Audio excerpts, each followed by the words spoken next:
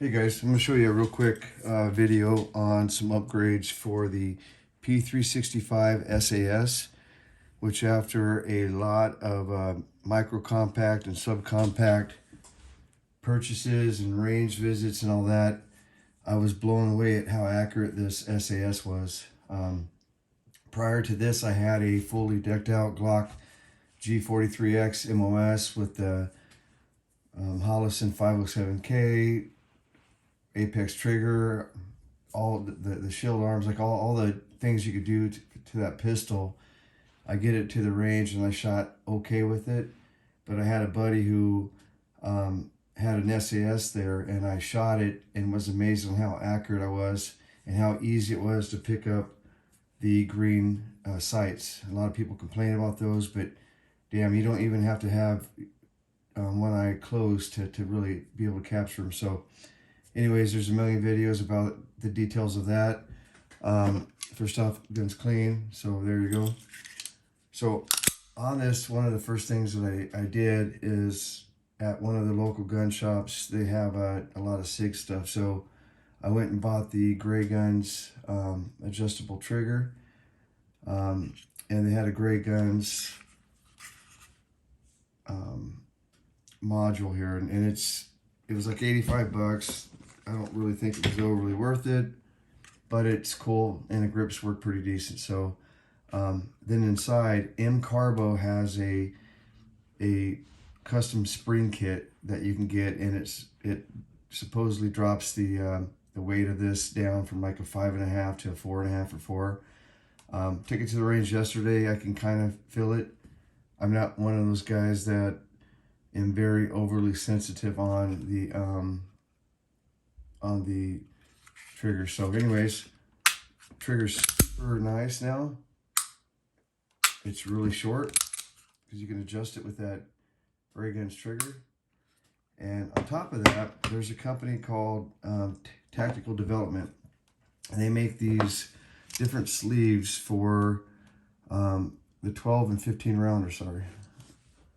Okay, so these things are, to me, 100% a must. This one, the 12 rounder, because the straight edge down there, it's a lot easier for me and a lot better to grab it with the handle.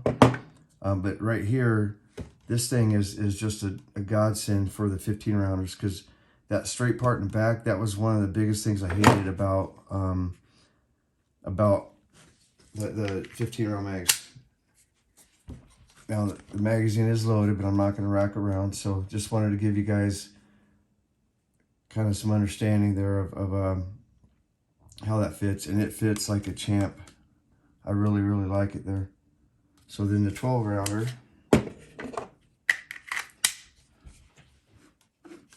fits like that, and that's like the perfect size to do it in the waistband carry. Speaking of which, you know, I got other holsters coming, but I had a local guy do this holster. It actually was for the 43 at work. So another holster's another holster.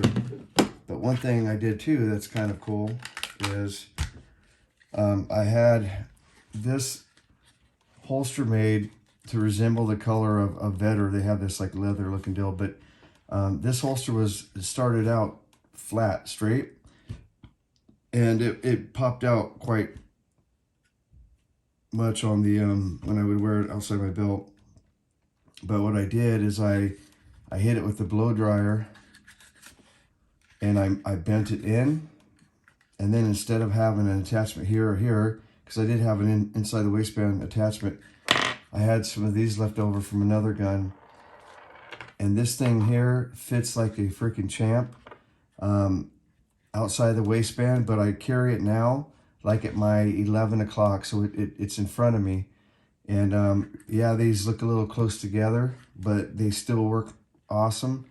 And this thing, I don't know why more holster makers don't make it like this, but it works much better that way. And then he puts this piece in here. When you tighten it down with a Allen wrench, you can actually put different size of magazines in here, so you can adjust it if you have a different, wider mag or what have you. But yeah, these are the things that Colors may not match, whatever, I don't care. It's inside the waistband. But these are some really cool upgrades for the P365 SAS. So hopefully somebody sees it and gains some insight, because that's what I always do when I look at guns.